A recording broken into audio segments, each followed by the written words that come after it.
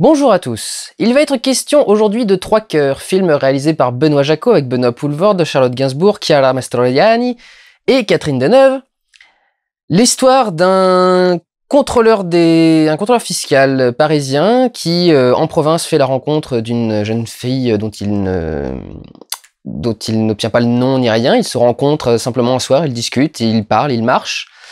Et ils décident de se revoir à Paris quelques jours plus tard. Le problème est que lorsque cette jeune fille, qu'on appellera s'appeler... je vais même faire ça entre les deux sœurs. C'est Sophie ou Sylvie? Je crois que c'est Sylvie. Qui du coup monte à Paris pour le rejoindre. Et le jour où ils doivent se retrouver au milieu du jardin du Luxembourg, me semble-t-il, Marc, qui est donc le personnage principal, je Benoît Poelvoorde, fait une attaque cardiaque, ou en tout cas un arrêt cardiaque. Et du coup loupe son rendez-vous. Il arrive au jardin du Luxembourg, mais ne la trouve pas. Il retourne en province quelques jours plus tard, et par le plus grand des hasards, va tomber sur la sœur de cette jeune femme, ce qu'il ne sait pas du tout, ce qu'il découvrira plus tard. Mais il va tomber sur sa sœur, qui va la charmer elle aussi, puisque probablement parce qu'elle ressemble un petit peu... Enfin, les deux personnages se ressemblent. Il va commencer à sortir avec, et un jour, il va se rendre compte que, effectivement, la femme avec qui il sort n'est autre que la sœur de celle dont il était amoureux et dont il est encore amoureux transi actuellement.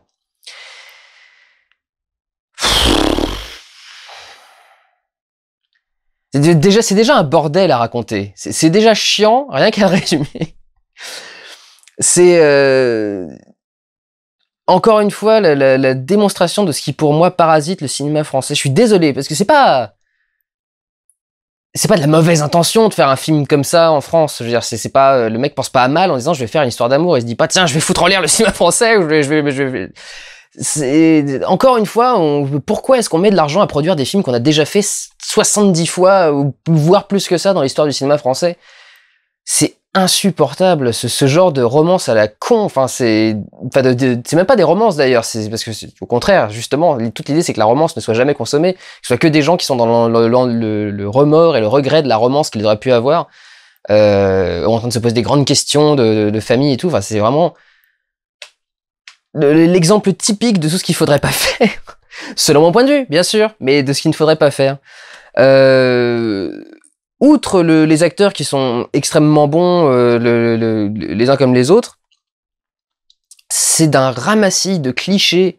Ça fait pas longtemps que je me suis remis à prendre des notes quand je vais voir le film. J'en ai pas écrit autant que devant ce film-là.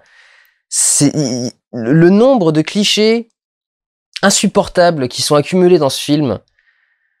Genre, ils se rencontrent le jour de l'anniversaire du personnage principal. C'est l'espèce de symbole qui n'a aucun sens. C'est le jour de sa naissance, en fait. En gros, c'est quand il rencontre la femme qu'il aime. Au bout de 2 minutes, ils viennent de se croiser dans la rue. J'ai l'impression de déjà vous connaître. Et ils commencent déjà à avoir des confessions très très intimes. Il se confie des choses mais vraiment très très intimes. Genre sa façon à lui d'aborder les filles, etc. et tout. Et on se dit, mais c'est quelque chose d'assez étrange. Alors, évidemment, on sait très bien où va venir le film depuis le début. C'est-à-dire qu'en gros, il faut montrer que c'est 2 âmes sœurs et qu'ils sont censés être ultra proches, etc. Mais genre, il y a d'autres moyens de montrer qu'on est des âmes sœurs. Enfin, vous pouvez éviter toutes ces choses-là et tous ces clichés un peu insupportables. La nana passe la nuit avec lui. Le lendemain matin, elle lui fait « J'aimerais bien voir le jour se lever dans le désert. On ira tous les deux ?» Tu le connais depuis 5 heures, putain. Oui, coup de foudre, d'accord, je veux bien, mais enfin, merde. Le coup de foudre, ok, mais enfin, tout le monde peut se mesurer. On peut éviter de proposer à un mec qu'on vient de rencontrer dans la rue de partir dans le désert du Sahara, voir le soleil se lever quand même. Il y a d'autres choses à faire pour montrer le truc. Et plus que cliché encore, c'est grossier et très appuyé. Notamment, alors, on se rend compte que cette jeune fille, au début, est un peu dans son monde et un peu perdue. On comprend pas trop ce qu'elle a, jusqu'à ce qu'elle rentre chez elle et en gros, quitte son mec. C'est le début du film, hein, donc c'est la base. Je ne spoil rien. C'est le début du film, c'est l'acte 1.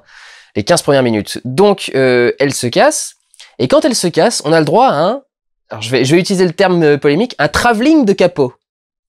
Travelling de capot, c'est très connu dans le milieu du cinéma. C'est parce que c'est un plan dans un film qui se passait dans un camp de concentration. qui fait un travelling comme ça sur une jeune fille qui vient de se tuer en se jetant sur les barbelés électriques du camp de concentration. Et le réalisateur du film fait à ce moment-là un travelling qui se rapproche de la femme qui est morte du coup sur les câbles. Et certains critiques à l'époque ont dit que c'était juste le plan le plus ignoble jamais réalisé au cinéma. Alors si vous le voyez un jour, cherchez sur YouTube Travelling de Capot, vous allez voir le truc, vous allez dire mais comment est-ce qu'on peut se faire chier à ce point-là pour un mouvement de caméra aussi dérisoire, c'était le truc le plus honteux, le plus trash, le plus comment dire, pas intimiste mais invasif presque. Enfin, vraiment c'était une honte de faire un travelling comme ça. Et il y en a un du coup juste au moment où les deux se séparent, c'est-à-dire qu'ils sont à la porte. Le mec essaye de la prendre dans ses bras pour qu'elle reste et elle se casse. Et juste quand ils font cette action-là, la caméra fait une espèce de travelling rapproché, très très rapide vers les deux et tout. Donc il y a un côté indécent à ce plan qui est too much, vraiment too much en général. Qu'est-ce que j'ai d'autre? Ouais, alors ça, je vais peut-être le dire un peu plus tard. Oui, on va continuer avec ces trucs-là. Pareil, Marc n'a pas le numéro de Sylvie. À un moment du film, il finit par l'obtenir, je ne dis pas comment, il lui envoie un message, le message c'est juste marqué « Je viens », point. Alors moi déjà, je reçois un message comme ça, j'entends « Je viens !» Bref, elle reçoit un message, elle sait pas qui a envoyé le numéro, elle connaît pas le numéro, parce qu'elle l'a pas dans son répertoire, si lui ne l'a pas, elle l'a pas non plus. Donc elle connaît pas le numéro, elle connaît rien du tout, elle reçoit juste un SMS avec un numéro anonyme marqué « Je viens », elle comprend que c'est lui. Je comprends pas trop. Il y a un truc pas très logique là-dedans. En fait, le film a beaucoup de mal en fait à gérer le téléphone portable. Et je vais en venir au point central qui m'a gonflé pendant tout le film. Ce scénario date d'il y a 20 ans. On ne peut plus faire ce scénario aujourd'hui. C'est pas possible. On a inventé une chose qui s'appelle le téléphone portable. Bordel de merde! On rencontre quelqu'un dans la rue, on se donne rendez-vous 10 jours après, dans un des plus grands parcs parisiens, le truc où genre tous les jours il doit y avoir au moins 1000 personnes ou 2000 personnes qui viennent se promener dans le truc, au total de la journée. C'est un truc énorme, il y a des chaises partout, enfin il y a des trucs comme ça. Comment veux-tu la retrouver si tu n'as pas au moins son numéro de téléphone, au moins son nom, son prénom? Tu peux au moins lui demander son prénom pour aller dans le parc et crier « Sylvie, Sylvie, où es-tu ?» Et à ce moment-là, peut-être qu'elle te verra, tu vois. Ce film a oublié que les téléphones portables existent. Il y a un énorme problème de cohérence là-dessus. Alors, du coup, il fait de ces personnages des espèces de marginaux qui ont des réactions assez étranges et qui sont pas du tout réalistes et cohérentes. Soit des espèces de romantiques un peu bohèmes, soit des gens un peu, je sais pas, un peu simples et inconscients. Enfin, il y a un truc qui ne va pas du tout dans leur façon de fonctionner, dans leur façon dans les relations les uns avec les autres. Sachant qu'en plus, il lui donne rendez-vous sur un de ses horaires de travail, donc le mec ne sait même pas à quelle heure il travaille, il ne peut même pas se dire qu'il va forcément arriver en retard s'il lui donne rendez-vous à cette heure-là. C'est pas possible. Je crois que c'est d'ailleurs ce qui, à la base, me faisait que j'avais pas envie de voir le film, parce que je voyais les bandes annonces diffusées en cinéma, et je voyais du coup l'histoire de base du film, et je me suis dit, mais il va vraiment falloir que le film développe plus ce point, parce que ça me paraît assez aberrant. Je comprends pas comment ils peuvent se donner rendez-vous et ne pas se retrouver. Alors dans le film, enfin dans la bande-annonce, on voyait pas trop quelles étaient les circonstances. Maintenant qu'on a les circonstances, c'est encore plus aberrant que dans la bande-annonce. C'est-à-dire que déjà, si on ne traite pas le sujet, enfin si on n'aborde pas la question, ça paraît compliqué. Si en plus, quand on aborde la question, c'est encore pire. Il y a vraiment un problème de scénario de base. Il fallait faire se dérouler cette histoire il y a au moins 20 ans.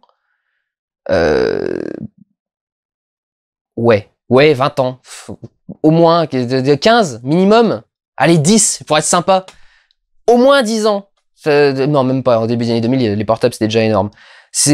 Alors peut-être que c'est un projet qui a été en enfer de développement pendant des années, etc. Ça me paraît très étonnant. Benoît Jacot, c'est un mec qui tourne énormément. Enfin, il a une filmographie extrêmement riche. Son dernier film, c'était Les Adieux à la Reine, que j'avais pas vu d'ailleurs. Et c'est possible que ce soit un vieux scénario, mais alors à ce moment-là, il faut penser à le réécrire vite fait, quoi. Enfin, il y a vraiment des choses de base dans ce film qui sont assez étranges et énervantes. Alors je vais passer vite fait sur un défaut, parce qu'en gros, il n'y a pas de défaut de réalisation dans le film. On va dire que j'ai deux trucs à relever. J'en ai un que j'avais noté, c'est bordel de merde, vous tournez dans une maison et vous ne pouvez même pas mettre du thé dans la tasse de la nana qui boit. Vous faites une plongée, vous êtes dans le dos de la nana en train de filmer la tasse. Évidemment qu'on voit que dans le fond, il y a rien. Comment est-ce que personne n'a pu se rendre compte qu'il n'y avait rien dans la tasse et qu'on le voyait dans l'image, quoi. C'est un truc un peu aberrant comme ça. Mais bon, ça c'est pas ça peut passer, mais enfin c'est quand même très surprenant. Deuxième défaut, c'est encore une fois, je déteste ça, les ralentis pas prévus et pas préparés. Je supporte pas que les gens connaissent pas leur mise en scène à l'avance et leur montage. Moi, c'est comme ça que je fonctionne. Quand on fait un ralenti, on prévoit de faire un ralenti, donc on prend une caméra qui tourne avec une cadence d'image plus élevée, parce que si on tourne en 24 images secondes et qu'on le ralentit, ça fait des images dégueulasses, comme l'avant-dernier plan du film, ce qui est quand même ultra con de finir sur un avant-dernier plan foireux comme ça. Cela dit non, il y a un autre plan, à un moment, justement quasiment à la fin, je vous dis pas exactement quoi, mais il y a un plan, parce que si je vous dis quoi, vous allez comprendre ce qui se passe dans le scénario, donc je ne peux pas vous dire ce que c'est que ce plan, mais ce plan est même pas en basse définition, je pense qu'il est en ultra basse définition. Il y a une espèce de truc, c'est des teintes un peu rouges, et ça s'encode assez mal, et on voit clairement que l'image est une image de stock footage basse définition, ultra compressée et dégueulasse. Alors je comprends qu'ils aient pas été tourner le plan, parce que c'était un plan compliqué, mais quand même, enfin ça aurait pas justifié toutes les dépenses qui étaient nécessaires pour ce plan, mais quand même c'est un peu énorme. Globalement, ce qui me gonfle dans ce film, c'est que c'est insupportablement parisien. C'est toute l'histoire. C'est un Parisien qui va découvrir l'amour de sa vie en province, à la campagne. Donc c'est l'espèce de la vie moderne contre le retour aux sources. Évidemment, la nana est antiquaire, donc elle travaille sur le passé, vous voyez, sur les racines, sur la famille, sur un truc. Et comme c'est une histoire avec un mec qui tombe amoureux de deux sœurs, c'est encore plus profondément ancré dans le machin. Alors c'est de la mise en scène, c'est intéressant d'avoir cette idée-là. Mais le traitement du truc est vraiment parisianiste au possible. C'est vraiment un film sur la province fait d'un point de vue un film sur un amour de province fait par un Parisien. C'est je sais pas, c'est cette idée que on trouve forcément mieux la vie en province, on trouve forcément mieux machin. C'est cette espèce de façon de penser de Parisien à la con, parce que quand tu viens de la province, tu sais très bien que tu trouves pas plus le sens de la vie en province qu'à Paris. C'est pas parce que t'as plus de temps que tu réfléchis mieux au sens de la vie. Enfin, vraiment, c'est un cumul de tout ce qui me gonfle. C'est dommage en plus, parce que gâcher des talents pareils. Je veux dire, bon, je suis pas un grand fan de Poulvord, ça je dois l'avouer, mais Charlotte Gainsbourg, c'est pour moi la meilleure actrice française à l'heure actuelle.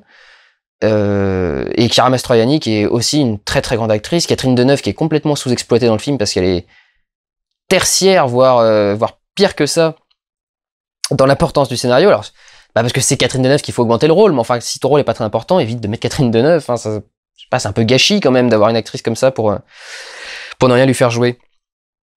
Donc une expérience assez désagréable. Je suis au regret de l'annoncer. J'avais pas envie de le voir, et une fois que je l'ai vu, je me dis que c'était pas la peine de le faire. Enfin, à la limite, faites-en un téléfilm pour la télé, mais je vois vraiment pas trop l'intérêt. Et oui, un truc aussi qui fait très parisien, un peu pédant, pétentieux, etc.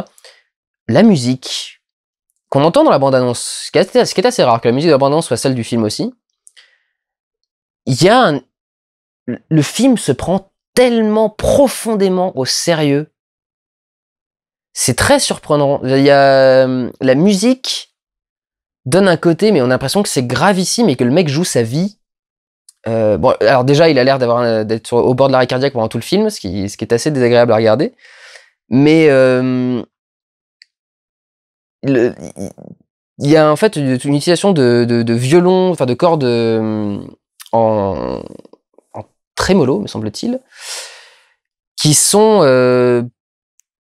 très graves et qui donnent ce côté un peu... J'ai l'impression d'être devant un film d'espionnage presque des fois. Vous savez, cette musique d'ambiance, un peu tension, un peu sombre, un peu... faites gaffe, ça peut péter à tout moment. Enfin, c'est une scène extrêmement angoissante et dure, etc. Sauf que il te met ça au-dessus d'une comédie romantique de base. Enfin, non, pas comédie romantique. Oublie tout ce que je viens de dire. Ce n'est pas du tout une comédie romantique. D'un drame romantique de base qui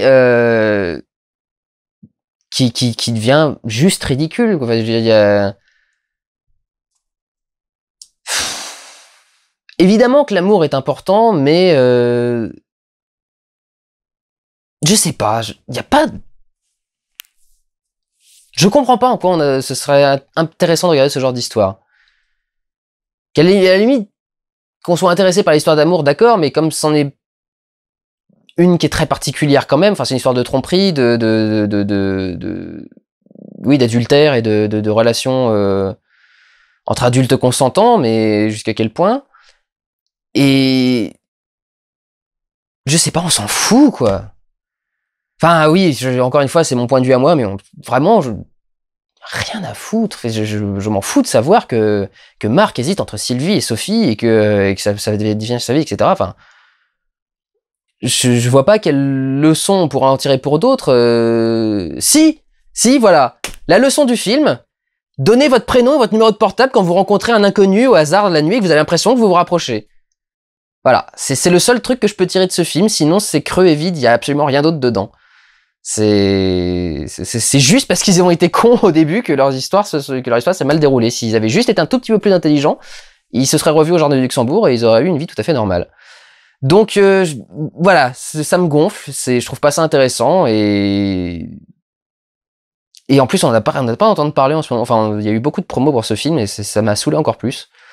Et j'ai l'impression que cette pauvre Charlotte Gainsbourg se fait chier parce que c'est tellement en dessous de ce qu'elle peut faire. Bref. Oula, bon, bah, je reçois des messages. De toute façon, j'ai fini ma vidéo. Écoutez, prenez soin de vous. Allez voir des films. Ciao!